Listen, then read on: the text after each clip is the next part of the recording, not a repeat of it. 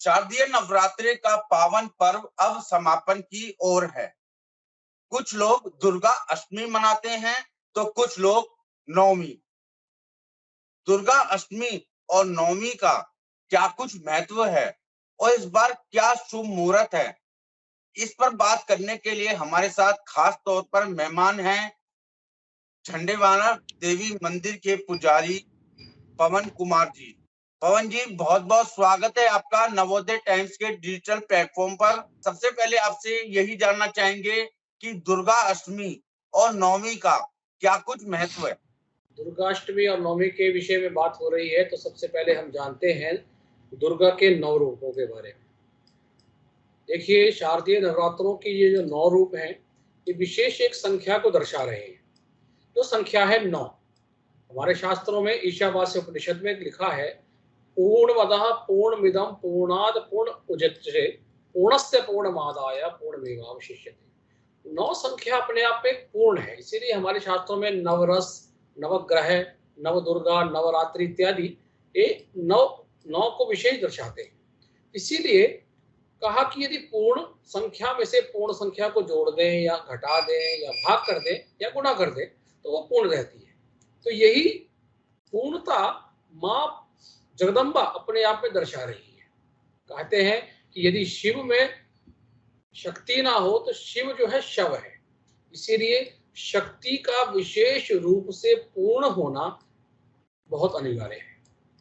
अब यहाँ पर हमारे मार्कंडेय पुराण में 9 दुर्गाओं के विशेष रूपों की जो व्याख्या है वो दुर्गा सप्तशती में आती है। प्रथमम शैलपुत्री, द्वितीयम ब्रह्मचारिणी, तृतीयम चंद्रघंटेति कुष्मांडेति चतुर्थम, पंचमम स्कंदमातेति, षष्ठम त्यात्यानिति च, सप्तमम कालरात्रिति महागौरीति, अष्टमम नवम सिद्धिदात्री नव दुर्गा प्रसिद्ध।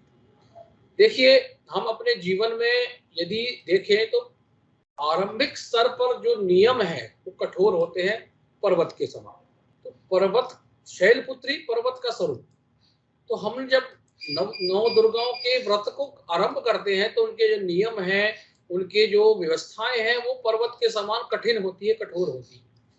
तो उन व्यवस्थाओं को जब हम पालन करते हैं तो कठिनाई आती है। फिर ब्रह्मचर्य में रहना है। हमारे गृहस्थ जीवन में ब्रह्मचर्य का पालन का एक विशेष महत्व बताया गया है।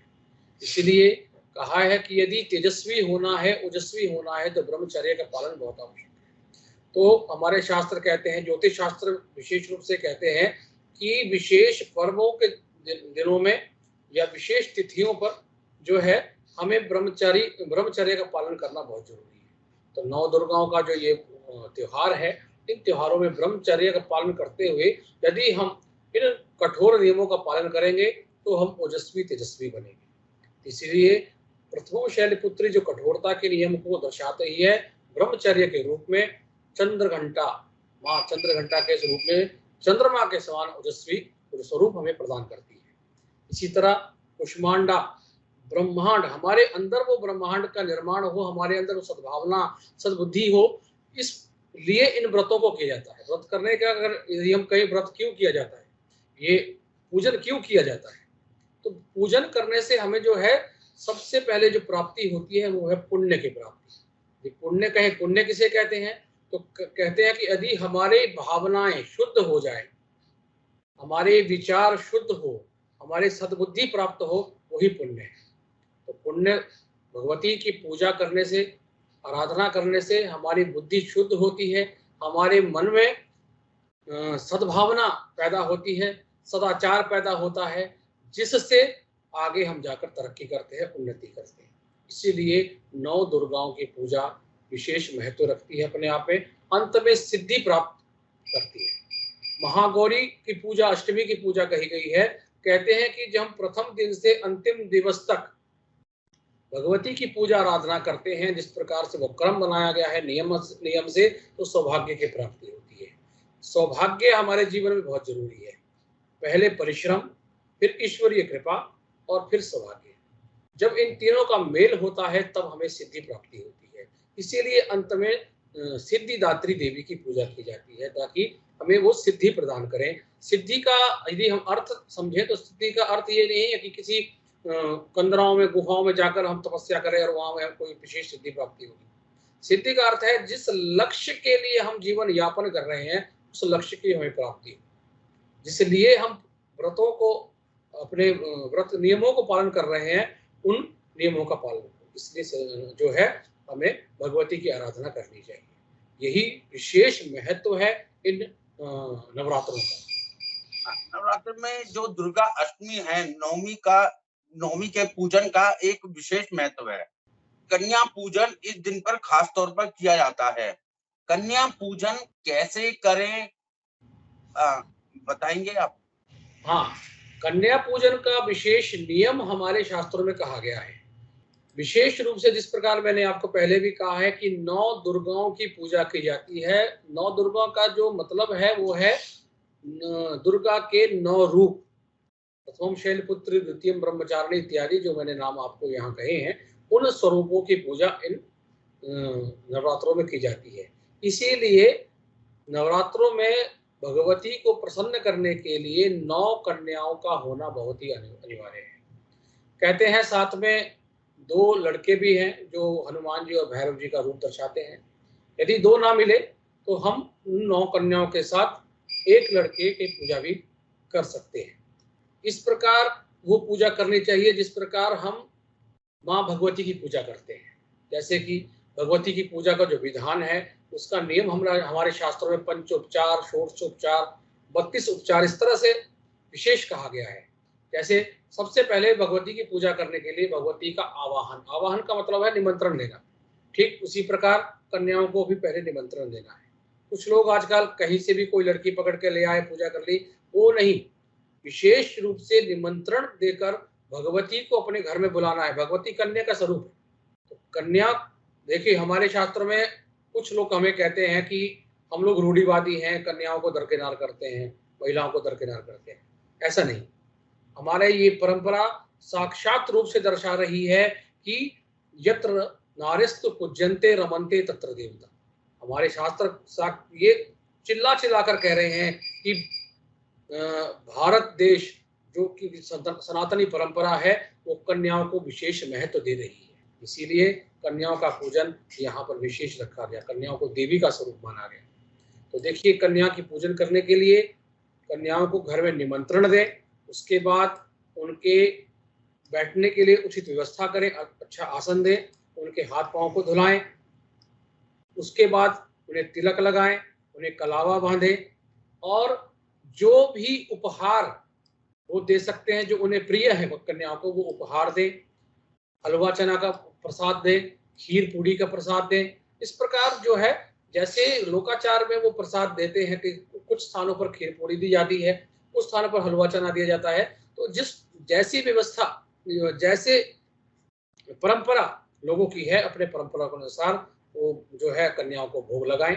उसके बाद अंत में उन्हें उनके मनपसंद उपहार देकर, कई लोग चूड़ियां देते हैं, कई लोग उन्हें श्रृंगार का सामान देते हैं। जो जैसी उन कन्याओं को जो स्वरूप, जो चीजें अच्छी लगती है वो उपहार स्वरूप में उन्हें भेंट करें, कुछ दक्षिणा देकर जो है अंत में उन्हें फिर विदा करें। इस प्रकार जो है कन्या पूजन हम लोग कर सकते हैं। पवन जी, एक चीज समझना चाहूंगा आपसे, इस दिन देखा गया है काफी बड़ी संख्या में लोग भंडारों का आयोजन करते हैं। साथ साथ कुछ लोगों ने अखंड जोत और घर में कलश रखे होते हैं। तो समापन के दौरान जब ये पूजन समाप्त हो जाता है, कन्या पूज जाती हैं, तो किस तरीके से इन चीजों का क्या करना चाहिए, इन वस्तुओं का क्या करना चाहिए? देखिए, 9 नवरात्रों में दुर्गा पूजन का एक अनुष्ठान कहा गया है शास्त्रों में। अनुष्ठान में प्रथम दिवस कलश पूजन, कलश स्थापन और खेत्री पूजन का जो है विधान कहा गया। तो जब पहला नवरात्रा होता है, लोग अपने घरों में कलश स्थापित करते हैं और खेत्री बीजते हैं। खेत्री जो है वो प्रकृति का स्वरूप है, वो दर्शाती है कि हमारे जीवन में हमेशा खुशहाली बनाए रखे। तो उस खुशहाली, उस प्रगति का जो एक स्वरूप है वो खेत्री जो है वो अपने आप में दर्शा रही है, इसीलिए खेत्री पूजन किया जाता है। तो खेत्री का जो स्वरूप है वो पहले दिन से पूजन करते हुए कलश की विधिवत पूजा की जाती है। कहा कलशस्य मुखे विष्णु कंठे रुद्र समाहिता।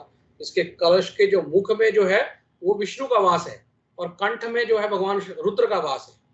और जितने भी नदियां, तीर्थ, वेद, ये सब कंठ जो है कलश में समाहित है। इसलिए कलश की पूजा विशेष कही गई कि 33 करोड़ देवता, 33 प्रकार के देवताओं की हमारी सनातन में पूजा है, तो एक कलश की पूजा को करने से उनका पुण्य हमें प्राप्त हो जाता है। इसलिए कलश को विशेष महत्व दिया गया, कलश को मंगलता का प्रतीक कहा गया। तो उसकी पूजन करने के बाद 9 दिनों तक विधिवत उसकी पूजा होती है। नवमी के दिन उसका जो है विसर्जन करते हैं। तो पूजन में जो कलश पे जो नारियल रखा है उसे श्रीफल कहते हैं।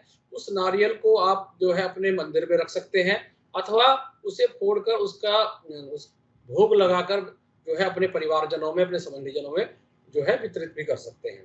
तो वो श्रीफल है। और उसमें जो जल है वो जल अपने घरों में सिंचित करें, अपने घर में, अपने पूरे वातावरण में उस जल को सिंचित करें।